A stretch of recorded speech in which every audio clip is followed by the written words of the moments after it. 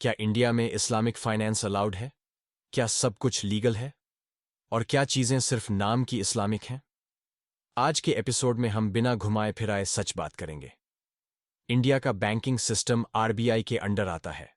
RBI का rule simple है, banks को इंटरेस्ट लेना ही होता है। इस वजह से full fledged Islamic banks India में अलाउड नहीं हैं।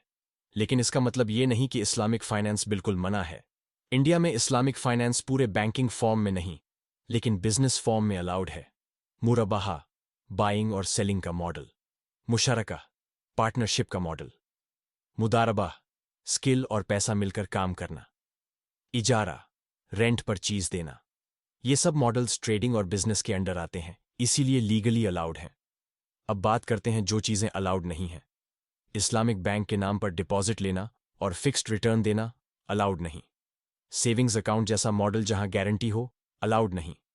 इंटरेस्ट को सिर्फ नाम बदलकर प्रॉफिट कहना, यह भी अलाउड नहीं।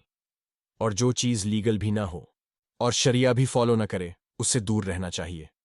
बहुत लोग सोचते हैं बस इंटरेस्ट का नाम बदल दो, काम हलाल हो जाएगा। लेकिन ऐसा नहीं है। इस्लाम में सिर्फ नाम नहीं, स्ट्रक्चर इंपॉर्टेंट होता है। डील रियल हो, रिस्क रियल हो और एसेट रियल हो। मुस्लिम होने का मतलब है समझदारी से फैसला लेना। इसीलिए नॉलेज सबसे बड़ा वेपन है। इंडिया में इस्लामिक फाइनेंस पर कुछ NBFC models, cooperative models, fintech platforms काम कर रहे हैं। जितनी अवेयरनेस बढ़ेगी, उतना सिस्टम स्ट्रांग होता जाएगा। इस्लामिक फाइनेंस कोई शॉर्टकट नहीं, ये एक ऑनेस्ट सिस्टम है। इंडिया में सब कुछ पॉसिबल नहीं, लेकिन जो पॉसिबल है उसको सही तरीके से समझना जरूरी है।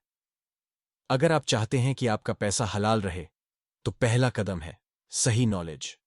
इस सीरीज को फॉलो करते रहिए, क्योंकि यहां बात सिर्फ फाइनेंस की नहीं, जिम्मेदारी की भी है।